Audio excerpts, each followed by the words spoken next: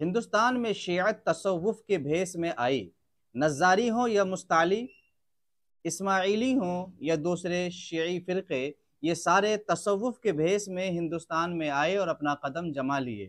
اگر میں آپ کو ان کی تاریخ بتاؤں تو آپ انتہائی حیران ہوں گے کہ انہوں نے جہاں بھی قدم جمائے علماء، صوفیاء اور مشائخ کو شہید کیا اور کوئی موقع اہل سنت کو نقصان پہنچانے سے نہیں چھوڑا۔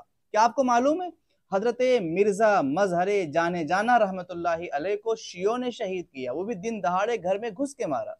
اندازہ لگائیے شاہ ولی اللہ محدث دہلوی رحمت اللہ تعالی علیہ کو کہ ہاتھ پہنچے کو نجف علی خان نے اکھڑوا دیا، وہ بھی شیعہ تھا۔ شاہ عبدالعزیز محدث دہلوی اور شاہ رفیع الدین کو دہلی چھوڑنا پڑا، اتنی زیادتی ان کے ساتھ کی گئی، یہ کرنے والے بھی شیعہ تھے۔ کیا آپ جانتے ہیں کہ حضرت علامہ بحر العلوم عبدالعلی فرنگی محلی رضی اللہ تعالیٰ عنہ کو لکھنؤ چھوڑنا پڑا اور شہر شہر ہوتے ہوئے اخیر میں جا کر کے مدراس آپ ٹھہرے اور آپ کا وصال مدراس میں ہوا۔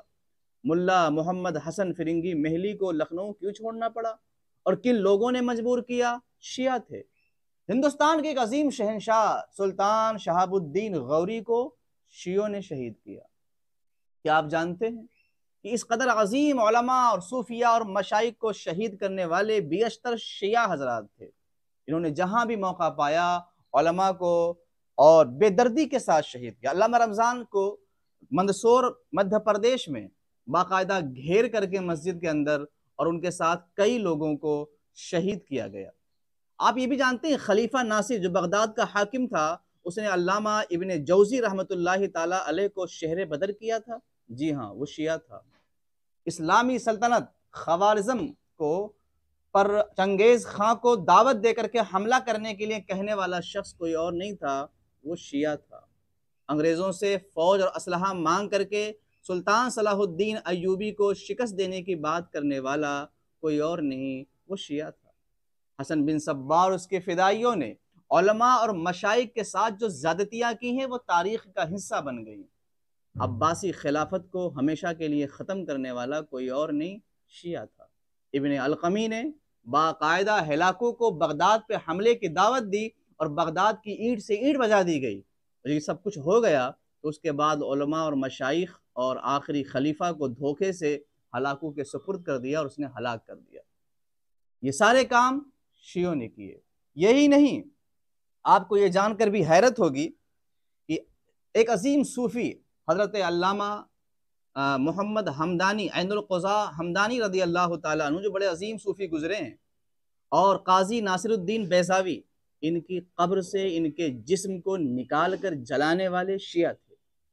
میرے عزیز، آج بھی یہ ظالم مختلف شکلوں میں مختلف طریقوں سے اہل سنت کو نقصان پہنچانے کے لیے نت نئے ہتھ کنڈے استعمال کرتے ہیں۔ آپ کو شاید یہ پتہ ہونا چاہیے کہ بڑے بڑے صوفیہ کے ساتھ یہ سلوک کیا گیا۔ شہزادہ اورنگزیب عالمگیر بہادر شاہ جو عالمگیر کا بیٹا ہے، عالمگیر سنی صحیح العقیدہ تھے مگر یہ شخص بعد میں شیعہ ہو گیا تھا۔ اپنی دور حکومت میں اس نے اعلان کیا کہ خطبے میں علی ولی اللہ وسی رسول اللہ بھی پڑھا جائے۔ اس کے حکم پر جب عمل کیا تو احمد آباد گجرات میں ایک خطیب کو مار دیا گیا اور لاہور میں انتہائی خطرناک ہنگامہ ہوا اور معاملات بہت آگے بڑھے۔ یہی نہیں، تحفہ اثنا عشریہ اٹھا کے آپ دیکھیے تو آپ کو حیرت ہوگی کہ محمد شاہ بادشاہ کے عہد میں دہلی میں دو لوگ تھے، مرتضی خان اور مرید خان یا مرید خان جو بھی تھے۔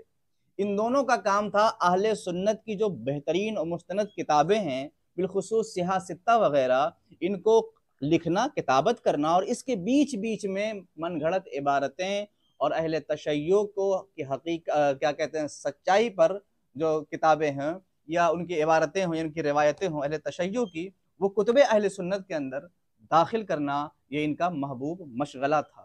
یہی نہیں، باقاعدہ انہوں نے اہل سنت کے نام پر درجنوں کتابیں لکھی۔ میں سنیوں کو آگاہ کرنے کے لیے چند کتابوں کے نام بتا رہا ہوں۔ دراسات اللبیب، ملا معین ٹھٹوی، یہ شیعہ اور تفضیلی اور غیر مقلد بھی تھا۔ اسی کتاب سے متاثر ہو کر شیخ محمود سعید ممدوح نے غایت التبجیل نامی کتاب لکھی، اور انہی کتابوں میں مرجوح، متروک، مردود اقوال کو جمع، شاذ اقوال کو جمع کر کے مولوی عبد القادر صاحب نے زبدۃ التحقیق نامی کتاب لکھی جو فی الحال موضوع بحث بنی ہوئی ہے۔ اس کتاب کے جواب میں علماء اہل سنت نے درجن بھر سے زیادہ کتابیں لکھی۔ علامہ مفتی مطیع الرحمان نے افضل کون کے نام سے کتاب لکھی، جواہر التحقیق اور نجوم التحقیق نام سے علامہ عبدالرزاق بھترالوی رحمۃ اللہ علیہ نے کتاب لکھی، عمدۃ التحقیق کے نام سے قاضی عظیم نقشبندی صاحب نے کتاب لکھی۔ ایسے ہی زبدۃ التحقیق میں استدلال کردہ روایات اور واقعات کا تحقیقی و تنقیدی جائزہ کے نام سے فیصل خان صاحب نے اور کئی لوگوں نے کتابیں لکھی۔ یاد رہے ان کی کتابوں سے ہوشیار رہیے۔ اسی کے ساتھ ساتھ آپ کو یہ بھی بتا دوں کہ ارجح المطالب یہ عبید اللہ کی کتاب ہے، یہ قادیانی ہو گیا تھا، اسی کی کتاب سے عبارتیں چوری کر کے بہت سے لوگ مصنف بن گئے ہیں اور محقق بن گئے ہیں۔ اسی کتاب سے عبارتیں لے کر ایک صاحب نے احسن الانتخاب نامی کتاب لکھی، جس کے جواب میں علامہ سید مصباح الحسن چشتی رحمۃ اللہ علیہ نے بوارق العذاب لآدائی الاصحاب نامی کتاب لکھی۔ اور آگے بڑھیے، نسائے کافیہ۔ آپ جب بھی کسی شیعہ سے گفتگو کریں تو ایک بات کو اچھی طرح ذہن میں بٹھا لیں کہ یہ لوگ اپنی کتابوں کو اہل سنت کی کتاب کہہ کر کے پیش کریں گے، اپنے علماء کو اہل سنت کے علماء کہہ کر کے پیش کریں گے، اور بڑی ہی یقین کے ساتھ کہیں گے تاکہ آپ شک میں مبتلا ہو جائیں۔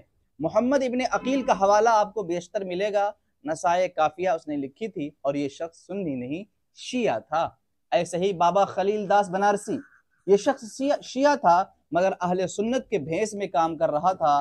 اس کے پردے کو چاک کرنے کے لیے، اس کے چہرے سے نقاب اٹھانے کے لیے مفتی آگرہ علامہ مفتی عبدالحفیظ حقانی رحمۃ اللہ تعالی علیہ نے صیانۃ الصحابہ عن خرافات بابا کے نام سے کتاب لکھی۔ یہی نہیں، تھوڑا سا اور آگے بڑھ جائیے، سعادت الکونین فی فضائل الحسنین نامی ایک کتاب آج کل مارکیٹ میں مل رہی ہے، چھاپی جا رہی ہے، PDF فائل میں موجود بھی ہے۔ اس پر مصنف کا نام ہے مفتی اکرام الدین دہلوی۔ اس کتاب میں صحابہ کرام کی شدید گستاخی کی گئی ہے، صفحہ 171 بھی آپ دیکھ سکتے ہیں۔ اس کے بعد آگے بڑھیں، دہلی میں ایک شخص تھا جس کا نام تھا راشد الخیری۔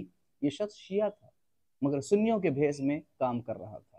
شہید ابن شہید جو محرم میں کچھ لوگوں کا بڑی محبوب کتاب ہے، وہ جان لے کہ شہید کتاب کو لکھنے والا شخص جو سائم چشتی تھا یہ سنی نہیں تھا، یہ افضلیت کا منکر تھا، کتابوں میں قطع و برید کرتا تھا۔